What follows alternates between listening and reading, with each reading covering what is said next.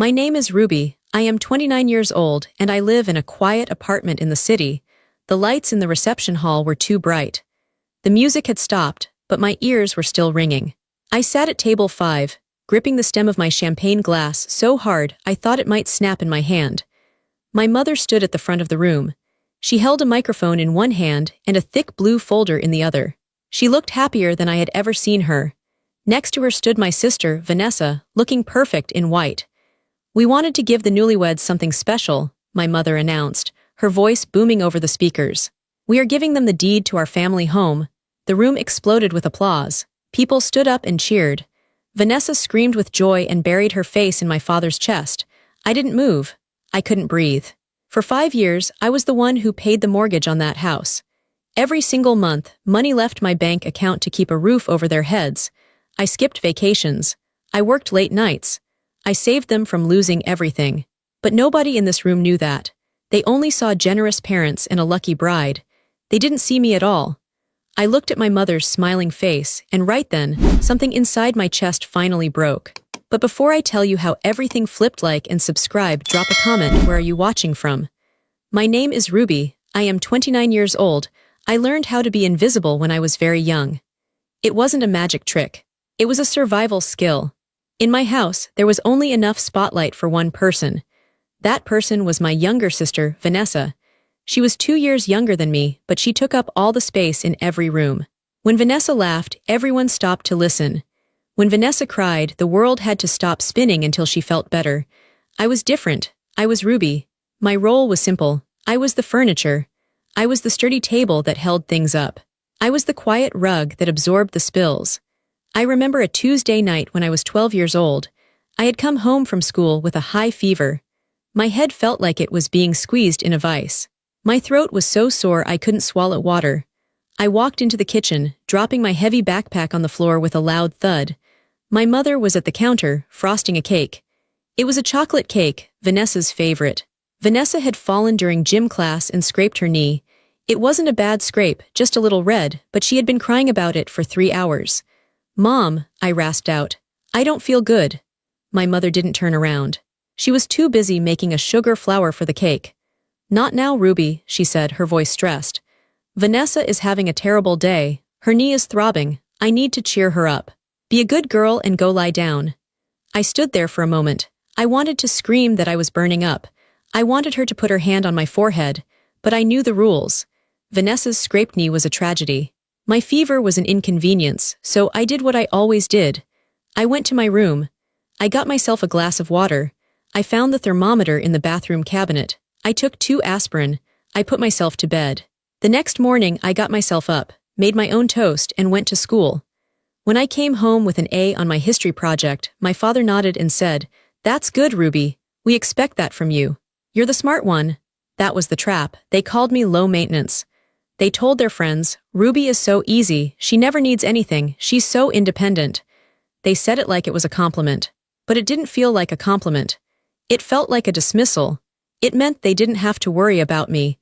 They didn't have to spend energy on me. They could pour every ounce of their love and money into Vanessa. Vanessa was sensitive. Vanessa was fragile. If Vanessa failed a test, it was the teacher's fault. My parents would go to the school and argue until the grade was changed. If I got a B instead of an A, they would ask me why I didn't study harder. I became the fixer. When I was 16, the washing machine broke. My father was at work, and my mother was driving Vanessa to dance class. Water was flooding the laundry room floor. I didn't call them. I knew they wouldn't answer, or they would panic and yell at me for bothering them. I turned off the water valve. I got all the towels in the house and mopped it up. I found the manual, opened the back panel, and found a clogged hose. I fixed it. When they came home, the floor was dry. The machine was running. I told my dad, the washer leaked, but I fixed it. He didn't look up from his mail. "Good job, Ruby," he mumbled. Then he turned to Vanessa. "How was dance, princess? Did you get the solo?" I stood in the hallway, my hands smelling like dirty water and grease, watching them hug her. I realized then that my needs were invisible because I made them invisible. I thought if I was perfect, if I caused 0 problems, if I fixed everything, they would finally love me as much as they loved her. I thought my usefulness was the price of admission to this family. I was wrong. Being useful didn't make them love me more. It just made them use me more. I grew up believing that love was a transaction. I give you stability, you give me. Well, I was still waiting to see what they would give me. I was the background character in the movie of Vanessa's life, and background characters don't get the big scenes. They just keep the set standing so the star can shine. The shift from helper to savior happened 5 years ago. It was a gloomy Sunday afternoon. I had just gotten a promotion at my job. I was 24, working as a project manager at a logistics firm. It was good money. I was proud of myself. I had an apartment with my boyfriend, Ethan. We were saving for a trip to Italy. My phone rang. It was my mother. She was crying. "Ruby, you have to come over," she sobbed. "It's a disaster." I drove over immediately. My heart was pounding. I thought someone had died. When I walked into the kitchen, my parents were sitting at the table. My father looked pale and defeated. My mother was shredding a tissue in her hands. There were bank letters spread out all over the table. Red stamps, warnings. "What is it?" I asked. "Is everyone okay?" "We're losing the house," my dad said. His voice cracked. They explained it in circles. Dad had made some bad investments. Mom had spent too much on credit cards. They had refinanced the house twice. Now they were 3 months behind on the mortgage. The bank was threatening foreclosure. "We don't know what to do," Mom cried. "This is our home. This is where you girls grew up. We can't lose it." I looked at the numbers. It was bad. They needed $3,000 immediately just to stop the foreclosure, and then $2,000 a month to keep it. They looked at me. They didn't ask directly. They just looked at me with those sad, desperate eyes. The same eyes that looked past me for years were now locked onto me. "I can help," I heard myself say. It was automatic. I was the fixer. This was the ultimate broken washing machine. "I can cover the mortgage," I said. "Until you get back on your feet." My mother jumped up and hugged me. "Oh, Ruby, thank God, you're an angel, just for a little while, just until Dad's business picks up." Just for a little while turned into 5 years. The next day I transferred the money. I watched my savings account drop. The money for Italy was gone. "It's okay," I told Ethan that night. I felt sick, but I tried to smile. "It's family, they need me. It won't be forever." Ethan was quiet. He didn't like it, but he supported me. "As long as they appreciate it, Ruby." But they didn't, acting like people in debt. A month later, I went to visit them. I had been eating instant noodles for lunch to save money. I had canceled my gym membership. I was wearing old shoes because I couldn't afford new ones. I walked into their living room and saw a massive new flat-screen TV on the wall. "Do you like it?" Mom asked, beaming. "Vanessa said we needed an upgrade for movie nights." My stomach turned. "Mom, how did you afford this? I just paid your mortgage yesterday." She waved her hand dismissively. "Oh, put it on a store card. No interest for 6 months. Don't be such a sourpuss, Ruby. We need a little joy in our lives. It's been so stressful." I didn't say anything. I swallowed the anger. I told myself they were grieving their financial freedom. I made excuses for them. Every month for 60 months, I paid that bill. It became a ritual. On the first of the month, I sat at my computer. I logged in. I clicked transfer. $2,000. Gone. That money could have been a down payment on my own house. It could have been a wedding fund for Ethan and me. It could have been a safety net. Instead, it was the price of keeping my parents comfortable. They never asked me if I struggled. Not once in 5 years did my father ask, "Ruby, is this hurting you financially?" They just assumed I had an endless supply of money. Or maybe they just didn't care where it came from, as long as the check cleared. I stopped going on vacations. Ethan and I stayed home on weekends. We cooked cheap meals. I worked overtime to make up the difference. I was tired all the time. Deep in my bones, I was exhausted. Meanwhile, my parents went out to dinner. They bought Vanessa new clothes for her interviews. They kept up appearances. To the outside world, they were successful homeowners. I was the secret engine keeping the ship moving, shoveling my own future into the furnace so they could stay warm. And the worst part, they never said thank you. After the first few months, the payments just became expected. It was just what Ruby did. Ruby pays the bills. Ruby fixes the problems. Ruby doesn't need a thank you because Ruby is strong.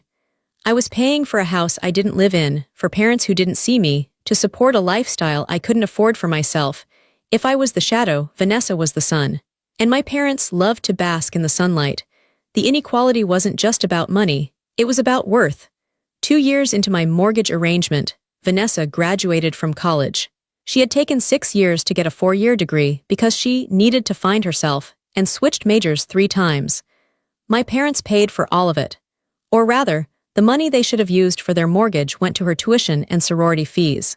For her graduation, they threw a massive party in the backyard that I was paying for. There were catered tents, a DJ, and an open bar. I stood by the drinks table, nursing a soda. I did the math in my head. This party cost at least $4,000. That was 2 months of mortgage payments. I walked up to my dad. "Dad, this is a lot. I thought you guys were tight on cash." He clapped me on the shoulder, a little too hard. He was already tipsy. "Ruby, relax, it's your sister's big day. You only graduate once. Let her have her moment."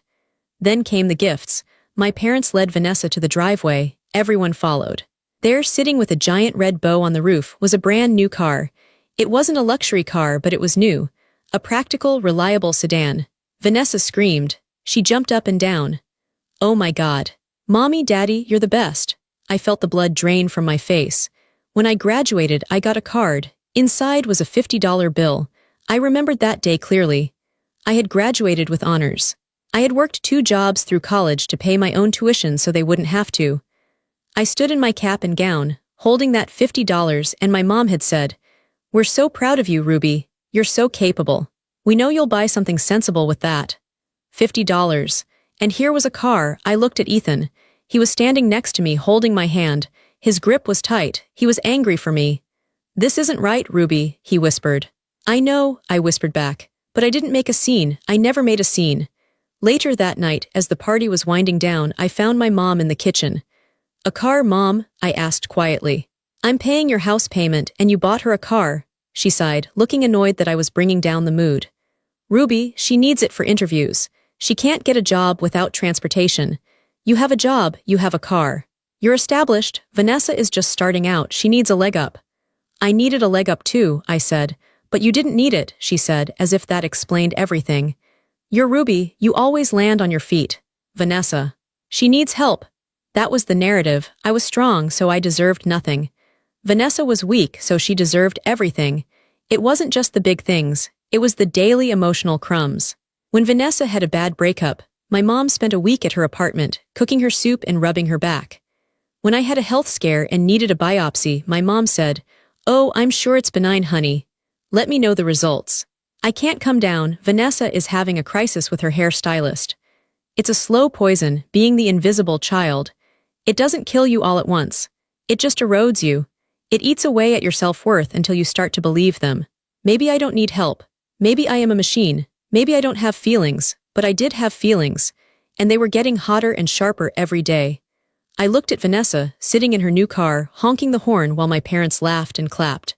They looked like a perfect family. And I was the banker standing on the sidelines, funding the show but not allowed on stage. I realized then that they didn't see me as a daughter. They saw me as a resource, and resources don't get gifts. They get used. Then came the engagement. Vanessa met a guy named Mark. He was nice enough, but just like Vanessa, he wasn't very good with money. They wanted a fairy tale wedding. My parents, of course, promised to give it to them. "We want to give her the wedding of her dreams," my mom told me over the phone. "Mom," I said, my voice warning, "you can't afford a big wedding. You still owe on the house." "Oh, don't worry about the house," she said breezily. "We have a plan." I assumed the plan was Ruby will keep paying. The months leading up to the wedding were a blur of expense. I saw the bills lying on their counter when I visited. The florist bill alone was astronomical. The dress cost more than my first car. I tried to talk to them. "You guys are digging a hole," I warned. "Stop being so negative," my father snapped at me one evening. "It's a celebration. Family helps family." The wedding day arrived. It was at a fancy country club. The decorations were lavish. There were crystal centerpieces, thousands of white roses, and a live orchestra. I was the maid of honor. I wore the dress Vanessa picked out, a pale yellow that made me look washed out. I held her bouquet. I fixed her train. I smiled for the pictures. I watched my father walk her down the aisle. He looked so proud. He had tears in his eyes. I sat in the front row next to Ethan. "How are they paying for this?" Ethan whispered to me, looking around at the opulence. "I don't know," I said. A cold knot was forming in my stomach. "I really don't know." The ceremony ended, and we moved to the reception. The champagne flowed. The speeches began. The best man gave a funny speech. Vanessa's college roommate gave a tearful speech. Then my father took the microphone. My mother stood next to him, holding that blue folder. The room went quiet. "We have one last gift," my father said. His voice echoed through the hall. "Mark, Vanessa, we know how hard it is to start a life together in this economy. We want you to have a strong foundation." My mother stepped forward, beaming. "We didn't want to just give you a toaster, we wanted to give you a future." She held up the folder. "We're giving them our home," she announced. "The deed to the house is yours, free and clear. We paid off the remaining balance this week." The crowd went wild. It was a movie moment, the generous parents, the stunned couple. I sat there, frozen. They paid off the remaining balance. How? And then it hit me. They must have used his retirement fund. Or sold something. Or maybe they inherited money and didn't tell me. But that wasn't the part that hurt. The part that hurt was the wording. "We're giving them our home." The home I saved. The home I paid for. For 5 years, I poured my life into that house. I kept the lights on. I kept the walls standing. And now they were handing it to Vanessa like a prize for getting married. Vanessa ran up and hugged them. "You guys are the best parents in the world," she sobbed into the microphone. "We love you, baby," my dad said. I looked at Ethan. His jaw was dropped. He looked at me with horror. He knew every dollar I had sent. "Ruby," he whispered, "did you know about this?" "No," I whispered. My voice was dead. I looked at the stage. My mother caught my eye for a fleeting second. She didn't look guilty. She looked excited. She gave me a little wave, as if to say, "Isn't this wonderful?" She truly didn't understand. She didn't understand that she wasn't just giving away a house. She was giving away my sacrifice. She was taking 5 years of my sweat and labor, wrapping it in a bow, and handing it to the golden child. I felt something detach inside me. It was a physical sensation, like a rope snapping. All the years of being the good girl. All the years of fixing it. All the years of hoping that if I just paid enough, did enough, suffered enough, they would finally see me. They didn't see me, they never would. To them I was just the wallet. Vanessa was the daughter. I stood up. Ethan grabbed my hand. "Where are you going?" "I need air," I said. I walked out of the ballroom. I walked past the cheering guests. I walked past the open bar. I walked out the double doors into the cool night air. I didn't cry. I was past crying. I stood in the parking lot, looking at the stars. The music from the reception thumped in the distance. I took my phone out of my purse. I opened my banking app. I looked at the scheduled transfer for next month. $2,000. I clicked cancel, then I clicked delete payee. It was a small click.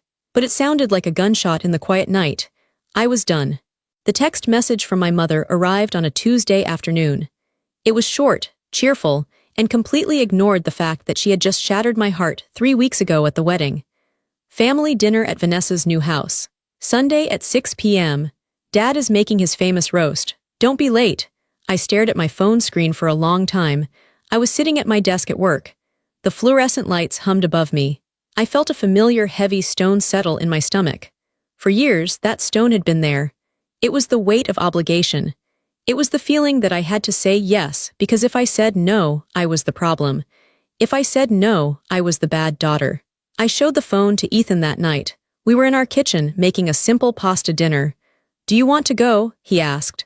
He stopped chopping vegetables and looked at me. His eyes were worried. He hated how they treated me. "I don't want to go," I said honestly. "But if I don't go, they will spin the story. They will say I am jealous of Vanessa. They will say I am bitter because she got the house. They will make themselves the victims." "They already made you the victim, Ruby," Ethan said. He put the knife down. "But I'll go with you. I won't let you do it alone." Sunday came too quickly. The drive to the house was painful. It was the house I grew up in. It was the house I had saved. Every time the car tires rolled over the pavement, I remembered a transfer I had made. November 2021, $2,000 for the mortgage. December 2022, $3,500 for the unexpected roof repair. July 2023, $2,000 so Mom wouldn't cry about losing her garden. We pulled into the driveway. It was strange to see Vanessa's car parked in the master spot, the spot where my father always parked. My parents' car was parked on the street. We walked up the path. The front door opened before we even knocked. "You made it," my mother chirped. She was wearing an apron. She looked bustling and busy like she owned the place. I walked inside. The smell hit me first. It was the smell of roasting meat and rosemary. It was the smell of my childhood. But the house looked different. My mother was already changing things. Don't trip on the rug, Mom said, ushering us in. I'm trying to move the furniture around. Vanessa needs a better flow in here. The feng shui was all wrong. I looked into the living room. My mother had pushed the heavy oak sofa, the one I had helped pay to reupholster, against the far wall. She had dragged the coffee table to a weird angle. Vanessa was sitting on the floor, flipping through a magazine. She looked bored. She wasn't helping. She was letting Mom do all the work. Hi, Ruby, Vanessa said, barely looking up. Do you like the changes? Mom says it opens up the room. It looks different, I said. My father came out of the kitchen. He was holding a glass of red wine. He looked relaxed. He looked like a man who didn't have a mortgage to worry about anymore. Ruby. Ethan, he boomed. Welcome to the newlyweds' castle. Come sit. Dinner is almost ready. We sat at the dining room table. It was the same table where I had sat 5 years ago when they told me they were broke. It was the same table where I had agreed to save them. Now I was a guest. My mother brought out the roast. She carved it with dramatic flair. She served Vanessa first, giving her the best cut of meat. Then Mark, Vanessa's husband. Then my father, then Ethan. Finally, she put a small, dry piece on my plate. So, my mother said, sitting down and smoothing her napkin. This is nice, isn't it, all of us together? It's lovely, Mom, Vanessa said. Thanks for cooking. I was too tired to even think about food. Oh, you rest, sweetie, Mom said. Planning a wedding is exhausting. You need to recover. I cut my meat. I chewed. It tasted like ash. We made small talk for 20 minutes. We talked about the weather.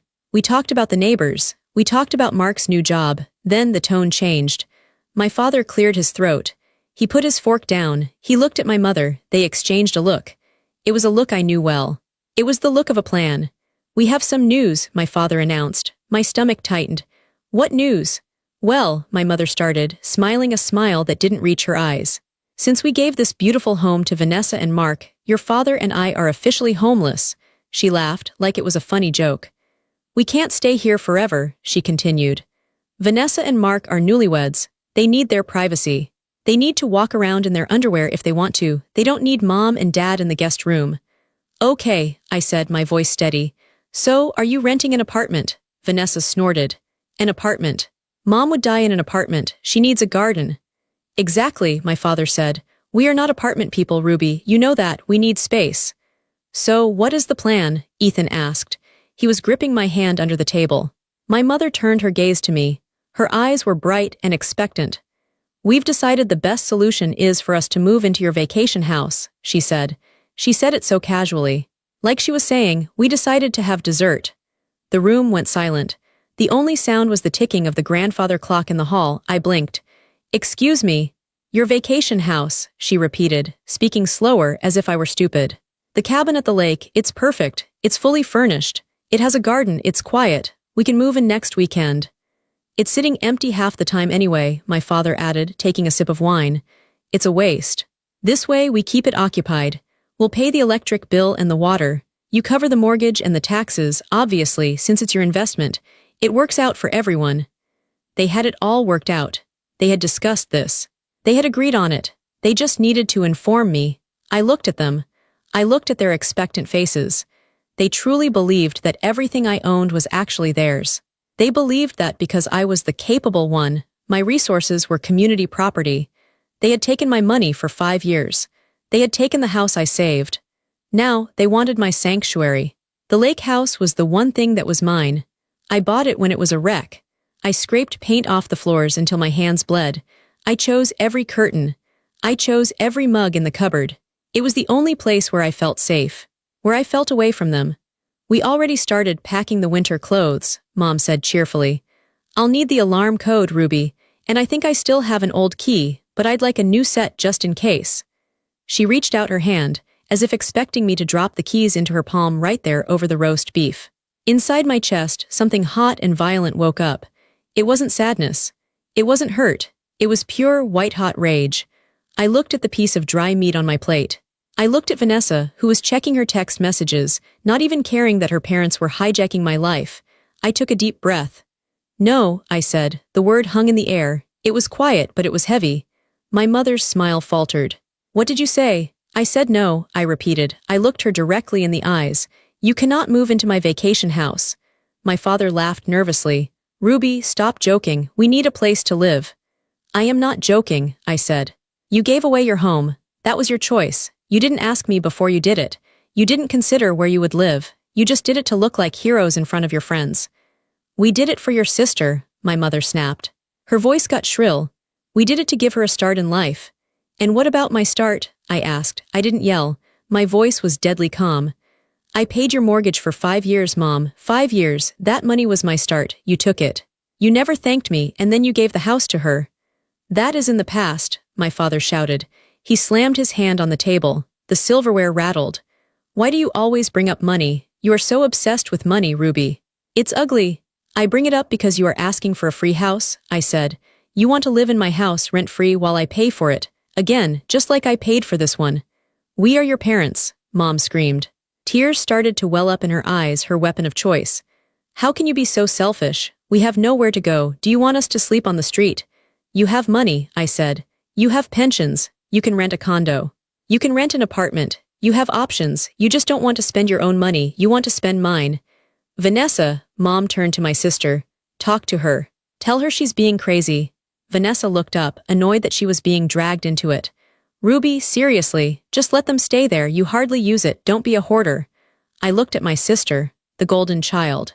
If you are so worried about them, I said to Vanessa, why don't they live here? This is a 4-bedroom house. I paid for the roof over your head. You have plenty of room. Vanessa recoiled. No, we're newlyweds. We need our space. And I need my space, I said. I stood up. My legs were shaking, but I stood tall.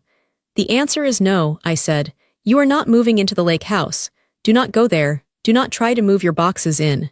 You are not welcome. If you walk out that door, my father said, standing up and pointing a finger at me, his face red with anger, don't you dare come back. You are turning your back on family. No, Dad, I said. I'm turning my back on being used. I looked at Ethan. Let's go. Ethan stood up instantly. He threw his napkin on the table. Excellent roast, he said dryly. Shame about the company. We walked to the front door. You're an ungrateful brat, my mother screamed from the dining room. I hope you rot in that cabin alone. I opened the door and walked out into the night. The cool air hit my face. I felt like I had just jumped out of a burning building. I was terrified, but I was alive. My hands were shaking so hard I couldn't get the car keys into the ignition. I sat in the driver's seat of my car, staring at the dark steering wheel. My breath was coming in short, sharp gasps. I can't believe I said that, I whispered. I can't believe I actually said no. Ethan reached over. He took the keys from my trembling hand. Move over, he said gently. I'm driving. I climbed into the passenger seat. As we pulled away from the curb, I looked back at the house. The windows were glowing with warm yellow light. It looked so cozy from the outside. No one would guess that inside, a family was tearing itself apart. No one would guess that the daughter who paid the bills had just been cast out. I didn't cry until we were on the highway. Then, it hit me. I cried for the little girl who tried to be perfect. I cried for the teenager who fixed the washing machine. I cried for the woman who sent $2,000 every month, hoping it would buy her a seat at the table. It never did. It's okay, Ethan said. He held my hand while he drove. Let it out. You've been holding this in for a lifetime. By the time we got to our apartment, my tears had dried. A cold, hard resolve had taken their place. They aren't going to listen, I told Ethan as we walked into our kitchen. They don't believe me. They think I'm having a tantrum. They think I'll call tomorrow and apologize and give them the keys. Then we make sure they can't get in, Ethan said. I sat down at the kitchen table. I didn't even take off my coat. I opened my laptop. Step 1, the phone. I opened my contacts. I clicked on Mom. I scrolled down to the bottom, block caller. I did the same for Dad. I hesitated on Vanessa, but then I remembered her face at the dinner table. Don't be a hoarder. I blocked her too. The silence that followed was instant. No buzzing, no guilt-tripping texts, no voicemails. Step 2, the lake house. I logged into the smart home system for my cabin. I deleted every user code except mine and Ethan's. I deleted the code labeled Parents Emergency. I changed the master password. They have a physical key, I said, chewing my lip. From before I put the smart lock on, Dad kept a copy. We can't change the locks tonight, Ethan said, but we can make it impossible for them to stay. I called the security company. It was late, but they had a 24-hour line. I need to update my protocol, I told the operator. I have a disgruntled family member who has an old key. If the alarm is disarmed with a key but not the code, I want the police called immediately. We can do that, the operator said. I'll put a do not admit notice on the account. Step 3, the evidence. I needed to see it. I needed to prove to myself that I wasn't the crazy one. I logged into my bank account. I went to the search bar. I typed in transfer to mom. The list populated. It went on and on. Page after page of transfers. January 4th, $2,000. February 2nd, $2,000. March 3rd, $2,500. I hit print, the printer word in the corner of the room. It spit out page after page. I took a 3-hole punch and a black binder. I organized them by year. When I was done, the binder was heavy. It was a physical brick of evidence. I opened it and did the math. I used a calculator, adding up every single line. The final number was $124,500. I stared at the number. That was a down payment on a house for me. That was a master's degree. That was a wedding. That was a retirement fund. I had given them everything, and they had called me selfish because I wouldn't give them more. Look at this, I whispered to Ethan. I pushed the calculator toward him. He looked at the number. He went pale. Ruby. That's the price of my stupidity, I said. No, he said firmly. That is the price of your love. You loved them. You tried to save them. That's not stupidity, Ruby. That's generosity. The fact that they abused it is on them, not you. He was right, but it still hurt. I closed the binder. I wrote past on the spine in thick black marker. I put the binder on the shelf. I'm done, I said. I'm never sending them another cent. The next morning, the air felt different. Usually, on Mondays, I woke up checking my phone, worried about a crisis. Did mom overdraft? Did dad need gas money? This morning, my phone was silent. I showered, I dressed for work. I put on my favorite blazer. I looked in the mirror. I looked tired. My eyes were puffy, but my shoulders were back. My spine was straight. I went to work. I sat in meetings. I answered emails.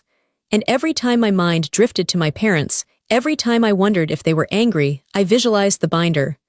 $124,500. I visualized the roast beef dinner. We need your house. And the guilt evaporated. 2 days later, an email popped up in my inbox. It was from my father.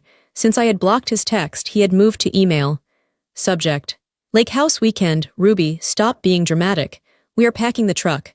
We are going up to the lake house on Saturday. We expect the alarm to be off. We are your parents and we demand respect.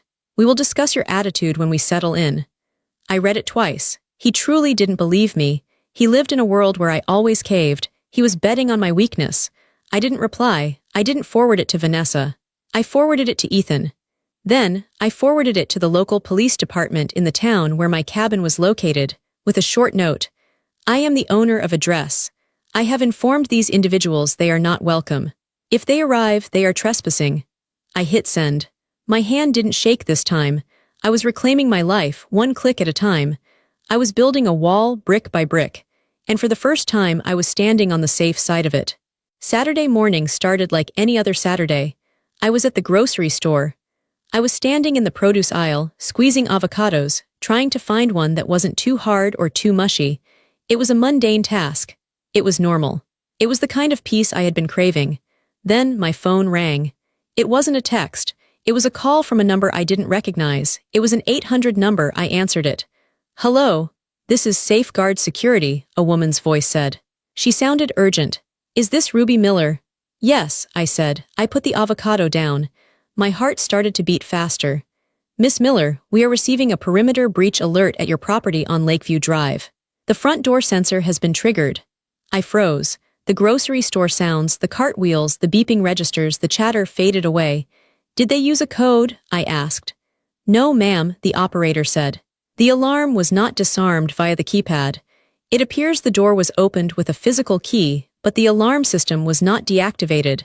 The siren is currently sounding. They had done it. My father had actually done it.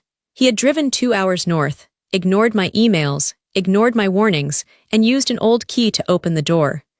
He thought that because he was my father, the rules of physics and the law didn't apply to him. He thought he could just walk in, turn off the alarm, and make himself at home. Dispatch the police, I said. My voice was shaking, not with fear but with adrenaline. We have a note on your account to contact the police immediately in case of unauthorized entry, the operator confirmed. Officers have been dispatched. They should be there in 15 minutes. I'm on my way, I said. I am the owner. I want them removed. I hung up. I left my grocery cart right there in the aisle. I didn't care about the food. I walked out to my car. I called Ethan. They broke in, I said as soon as he answered. I'm coming, he said. He didn't ask questions, he knew. Meet you there. The drive to the lake house usually took 2 hours. I don't remember much of the drive. I remember gripping the steering wheel so hard my knuckles turned white. I remember the landscape blurring past me. I wasn't sad anymore. I was finished. This was the final violation. They had taken my money. They had taken my childhood. Now they were trying to take my safe space. When I turned onto the gravel driveway leading to the cabin, my stomach dropped. I saw the blue lights flashing through the trees. There were 2 police cruisers parked in my driveway. The lights were spinning, casting harsh blue shadows on the pine trees. My parents' SUV was parked on the grass. The trunk was open. Suitcases were piled on the ground. A cooler was sitting next to them. They had really planned to move in. I pulled up behind the police cars and turned off my engine. The silence of the woods was broken by the crackle of the police radios. I stepped out of the car. My mother was standing on the porch. She was wearing her weekend clothes, white capris and a floral blouse. She was screaming at a police officer. "This is ridiculous," she yelled. She pointed at the house. "This is my daughter's house. We are family. You can't treat us like criminals." My father was sitting on the steps of the porch. He had his head in his hands. He looked small. He looked defeated. The police officer, a tall man with a stern face, turned when he saw me approach. "Ma'am, stay back," he warned. "I'm the owner," I said loudly. I held up my driver's license. "I'm Ruby Miller." The officer's expression softened slightly. He walked over to me. "Miss Miller, these individuals claim to be your parents. They say they have permission to be here." I looked at my mother. She stopped screaming when she saw me. Her face went from angry to hopeful in a split second. "Ruby," she cried out. She ran down the steps past the officer. "Ruby, tell them. Tell them this is all a big mistake. Tell them we live here." She reached for me. She tried to hug me. I stepped back. I put my hands up. "Don't touch me," I said. My mother froze. She looked like I had slapped her. I turned to the officer. "They are my parents," I said clearly. "But they do not live here. They do not have permission to be here. I explicitly told them in writing not to come." "See," my father shouted from the steps. He stood up, his face red with embarrassment. "She's lying. She's just being a brat. We have a key. Look, I have the key right here." He held up the old brass key. "That is an unauthorized key," I told the officer. "I changed the locks to a digital system. They used an old spare key I gave them years ago for emergencies. This is not an emergency. This is a break-in." The officer looked at my father. "Sir, put the key down." "This is my daughter's house," my father sputtered. "I paid for her college. I raised her." "That doesn't make you the owner of this property," the officer said calmly. He turned back to me. "Miss Miller, since they are family, and there is no sign of forced entry besides the key, we usually treat this as a civil dispute. However, since you are here and stating they are trespassing, we can remove them. Do you want to press criminal charges for breaking and entering?" The air went still. Even the birds seemed to stop singing. My mother looked at me. Her eyes were wide with terror. She knew what criminal charges meant. It meant handcuffs. It meant a mugshot. It meant jail time. "Ruby," she whispered, "please don't." I looked at them. I saw the people who had favored my sister for 28 years. I saw the people who took $124,500 of my money and never said thank you. I saw the people who thought my no was a suggestion. I had the power to destroy them right now. I could ruin their reputation. I could put them in a cell. But I realized I didn't want revenge. I just wanted them gone. "No," I said to the officer. "I don't want to press charges." My mother let out a loud sob of relief. "But," I continued, my voice hard as stone, "I want them formally trespassed. I want a police report stating that they are banned from this property. If they ever set foot here again, I want them arrested immediately." "Understood," the officer said. He walked over to my parents. He took out his notepad. "Folks, the owner has declined to press charges today. You are lucky. However, you are being issued a criminal trespass warning. You need to pack your things and leave this property immediately. If you return, you will be arrested. Do you understand?" "But we have nowhere to go," my mother wailed. "We rented a truck. We gave up our apartment search. We can't go back." "That is not a police matter, ma'am," the officer said. "You have 10 minutes to vacate." I stood by my car, arms crossed, watching them. It was pathetic. My father, who always acted so big and important, was struggling to zip up a suitcase. My mother was crying, throwing loose clothes into the trunk of their car. They looked at me. They wanted me to help.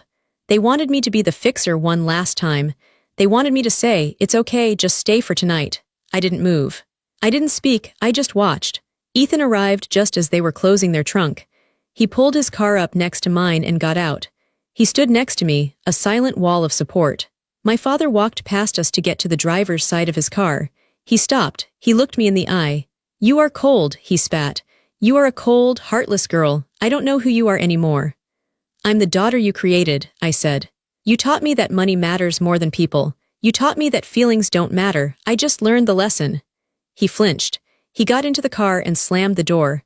My mother looked at me through the passenger window. She looked old. She looked scared.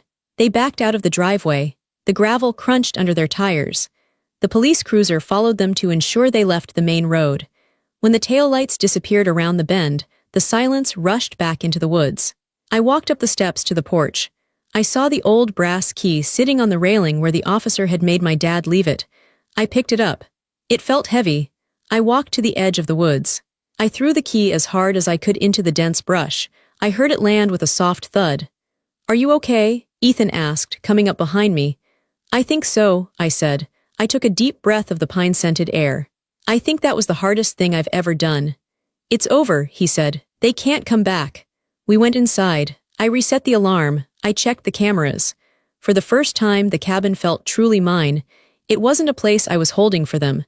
It was a fortress, and the drawbridge was pulled up. The aftermath of the lake house incident was ugly but distant. Because I had blocked them, I didn't have to hear the direct screaming. But families talk. Gossip spreads like a virus. I heard from my cousin, Sarah, what happened next. They went to Vanessa's house, Sarah told me over coffee a week later.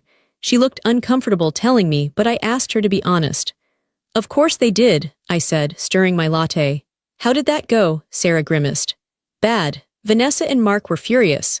Apparently, your mom walked in crying, demanding the guest room, but Mark uses the guest room as his home office now. He refused to move his computers." I almost laughed. So, the golden child didn't want to give up her comfort? "Nope," Sarah said. "Vanessa told them they could stay on the couch for 2 nights max. And she made them pay for pizza that first night. It was poetic justice. Vanessa, who had received a free house, free car, and free wedding, wouldn't even give them a bed. She was exactly who they raised her to be. Selfish and entitled. My parents left Vanessa's house after 2 days. The tension was too high. Without my monthly transfers, and without a free house to squat in, their reality crashed down on them hard. They had to rent an apartment. But because they had bad credit and no substantial income, their options were limited. They ended up in a complex on the south side of town. It wasn't a terrible neighborhood, but it was far from the country club lifestyle they pretended to have. It was a small, 1-bedroom apartment with thin walls and beige carpet. I knew this because my mother called me from a payphone 3 weeks later. She must have known I blocked her cell. I answered, thinking it was a work client. "Ruby," the voice was unmistakable, but it sounded different. It lacked the haughty confidence. It sounded thin, shaky, and broken. I hesitated. My finger hovered over the end call button. But curiosity, or maybe a need for closure, made me stay on the line. "What do you want, Mom?" I asked. "It's awful here," she whispered. She sounded like she was crying. "The tap in the bathroom drips all night. The neighbors play loud music. It smells like stale cigarettes in the hallway. Ruby, please." "Please what?" I asked. "Please help us," she begged. "We made a mistake. We know we messed up, just. Can you help us with the deposit for a better place? Or maybe let us use the lake house just for the winter. We won't bother you, we promise." I listened to her. 5 years ago, this call would have broken me. I would have transferred the money instantly. I would have driven over there and fixed the dripping tap myself. I would have apologized for their bad situation. But I wasn't that girl anymore. I thought about the binder in my closet. The $124,500 binder. I thought about the wedding. We're giving them our home. I thought about the police officer on my driveway. "I can't help you, Mom," I said. My voice was calm. It wasn't angry, it was just a statement of fact. "You mean you won't?" she accused, a flash of her old anger returning. "I mean I won't," I agreed. "You are adults. You made financial decisions. You gave away your biggest asset, your home, to Vanessa. Now you are living with the consequences of that generosity. You should ask Vanessa for help." "Vanessa doesn't have money," Mom snapped. "She's just starting out." "And I'm just starting out too," I said, "but I spent my start supporting you. I'm done." "You are cruel," she sobbed. "I gave birth to you. And I kept a roof over your head for 5 years," I said. "I think we're even. Goodbye, Mom." I hung up. I sat there for a moment, waiting for the guilt to hit me. I waited for the crushing feeling that I was a bad daughter. It didn't come. Instead, I felt a strange sense of lightness. It was the feeling of dropping a heavy backpack after a long hike. I realized then that I needed to sever the final tie, the lake house. Even though I had secured it, it was tainted now. Every time I went there, I would remember the police cars in the driveway. I would remember my father shouting. It wasn't a sanctuary anymore, it was a battleground. I called a real estate agent that afternoon. "I want to sell the cabin on Lakeview Drive," I said. "It's a great market," the agent said. "Are you sure it's a beautiful property?" "I'm sure," I said. "I want a clean slate." We listed it the next day. Because I had renovated it so beautifully, it sparked a bidding war. It sold in 4 days. It sold for $80,000 more than I paid for it. When the closing documents were signed, I stared at the check. It was a massive sum of money. My old instinct whispered to me, "You should give some of this to them. They are suffering in that apartment. It would be the nice thing to do." I silenced that voice. That voice was a liar. That voice was the people-pleaser in me, the girl who thought love could be bought. I took the check to the bank. I deposited it into a brand-new high-yield savings account. I named the account Ruby's Freedom Fund. I didn't tell my parents I sold the house. They found out, of course. I got a furious email from my father. "We heard you sold the cabin. You made a fortune. Your mother is sick with stress. If you have any decency, you will share that profit with the family. We are struggling." I didn't reply. I dragged the email to the trash folder. Then I emptied the trash. It was a symbolic gesture, but it felt good. The golden child dynamic had crumbled. Vanessa was avoiding them because they were needy. They were resentful of Vanessa for not helping, and they were furious at me for finally having boundaries. They were miserable. But for the first time in my life, their misery was not my responsibility to fix. I was watching a storm rage from behind a thick pane of glass. I could see the rain, I could see the lightning, but I wasn't getting wet anymore. I turned to Ethan that night at dinner. "I booked something," I said, a mischievous smile on my face. "Oh," he smiled back. "What did you book?" "Italy," I said. 2 weeks. Tuscany, Florence, and Rome, first class. 5-star hotels." Ethan dropped his fork. "Ruby, are you serious? That's expensive." "I can afford it," I said. "I have a lot of money that I'm not spending on other people's mortgages anymore." He laughed. It was a joyful, relieved sound. "Italy it is." I looked at him, and I felt a surge of excitement. Not for the trip, but for the life that was waiting for me. A life where my resources, my energy, and my love were going to the people who actually cherished me. The fall of my parents was sad. It was a tragedy of their own making. But I wasn't going to go down with the ship. I had already spent 5 years bailing out the water. It was time to swim for shore. I woke up before the alarm. The room was unfamiliar, but it wasn't scary. The ceiling was high, with painted wooden beams. The shutters on the windows were closed, letting in thin slivers of golden light. I lay there for a moment, my heart beating slow and steady. Usually when I woke up, my first thought was a checklist of panic.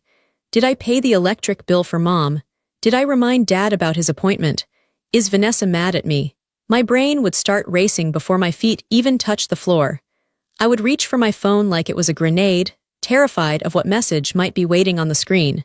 But this morning, there was nothing. My mind reached out for the worry, like a tongue probing a missing tooth, but the worry wasn't there. There was only a quiet, empty space. I turned my head. Ethan was sleeping soundly beside me. We were in Florence, Italy. We were 4,000 miles away from the apartment complex where my parents lived. We were 4,000 miles away from the house I gave to Vanessa. I slid out of bed. The terracotta tiles were cool under my feet. I walked to the window and pushed open the heavy wooden shutters. The city of Florence lay below me. It was breathtaking. The rooftops were a sea of red clay tiles. In the distance, the great dome of the cathedral rose up against a sky that was turning pink and orange with the sunrise. The air smelled like roasting coffee and river water. I took a deep breath. For the first time in 30 years, my breath moved easily. It went all the way down to the bottom of my lungs. There was no tightness. There was no invisible hand squeezing my chest. I went to the small kitchen in our rental apartment. I made a pot of coffee. The ritual was simple: grinding the beans, boiling the water, pouring the dark liquid into a white mug. I sat by the open window, wrapping my hands around the warm mug, and I let myself think about them. It was dangerous, usually, to think about them. It usually brought guilt. But today, here in this beautiful place, I felt safe enough to look at the truth. I thought about my mother. I imagined her in her small apartment. She was probably awake now, too. She was probably complaining to my father about the neighbors. She was probably telling herself a story about how her ungrateful daughter abandoned her. I knew that story well. She had been telling it to everyone who would listen. A year ago, that thought would have destroyed me. I would have wanted to call her. I would have wanted to explain myself.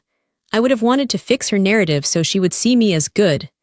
But as I watched a flock of birds circle over the Italian rooftops, I realized something profound. I cannot control her story. She is allowed to be the victim in her own mind. She is allowed to think I am the villain. Her opinion of me is not my reality. My reality is the bank account that is solely in my name. My reality is the silence on my phone. My reality is the man sleeping in the next room who loves me for me, not for what I can pay for. I took a sip of coffee. It was strong and bitter, just the way I liked it. I thought about the word selfish. That was their favorite weapon. You're being selfish, Ruby. They used that word like a knife. They used it to cut away my boundaries. They used it to carve out pieces of my life to feed themselves. But sitting here, I redefined that word. Was it selfish to want to keep the money I earned? Was it selfish to want to live in my own house? Was it selfish to want a thank you? No, that wasn't selfishness. That was self-preservation. I had spent my entire life setting myself on fire to keep them warm. And when I finally stopped burning, they didn't ask if I was okay. They just complained that it was cold. That was the clarity I needed. They didn't miss me. They missed the fire. They missed the heat. They missed the resources. If I went back today and handed them a check for $50,000, they would love me again. Instantly. My mother would hug me. My father would brag about me. But that isn't love. That is a transaction. I am not a bank. I am a daughter. And if they couldn't love the daughter without the bank, then they didn't deserve either. Ethan walked into the room. He looked sleepy and happy. His hair was messy. "Hey," he rasped, his voice rough with sleep. "You're up early." He came over and kissed the top of my head. He wrapped his arms around my shoulders, resting his chin on my head. "I'm watching the sunrise," I said. "It's beautiful," he said. "It is," I agreed. "It's the most beautiful thing I've ever seen." "Are you thinking about home?" he asked gently. He knew me so well. "No," I said, and I realized it was true. "I'm not thinking about home because this. Right here with you, inside my own skin. This is home." "Good," he said. "Because we have a busy day. I want to see the statue of David, and I want to eat pizza until I can't move." I laughed. It was a real laugh. It bubbled up from my stomach and spilled out into the room. "Pizza sounds perfect," I said. I looked at my phone sitting on the table. It was still on Do Not Disturb. I picked it up. I went into the settings. I looked at the blocked numbers list. Mom, Dad, Vanessa. I felt a phantom urge to unblock them, just to check. Just to see if they had sent an apology. Just to see if they had changed. But I knew they hadn't changed. People like that don't change just because you want them to. They only change when they have to, and even then, they usually just find a new victim. I put the phone down. I didn't change a thing. I realized that boundaries aren't a punishment for other people. They are a protection for yourself. I wasn't punishing them by not talking to them. I was protecting my peace. I was guarding my soul. I finished my coffee. I stood up and stretched. I felt strong. I wasn't the fixer anymore. I wasn't the invisible daughter. I wasn't the wallet. I was Ruby, just Ruby, and for the first time in my life, that was enough. We got dressed and walked out into the streets of Florence. The air was crisp. The city was waking up. Shopkeepers were sweeping the sidewalks. The smell of fresh bread wafted from the bakeries. We walked hand in hand. We didn't talk much. We didn't need to. We walked past a phone booth. I saw a woman inside arguing with someone on the phone. She was crying. She looked stressed. She was pleading. "Please just listen to me," I heard her say. I stopped for a second. I felt a wave of empathy for her. I wanted to tell her, "Hang up. You don't have to do this. You can just hang up." But I knew she had to learn it for herself. You can't save people who aren't ready to be saved. I learned that the hard way. I squeezed Ethan's hand. Let's keep walking, I said. Where to? He asked. Anywhere, I said. Everywhere. We turned the corner, leaving the crying woman and the phone booth behind. We walked into the sunlight. The path ahead was open. It was wide. And best of all, it was mine. My parents were in their apartment, probably still angry, probably still stuck in their cycle of blame and entitlement. But I had stepped out of the circle. I had broken the line. The silence that followed wasn't lonely. It was rich. It was full. It was the sound of a life finally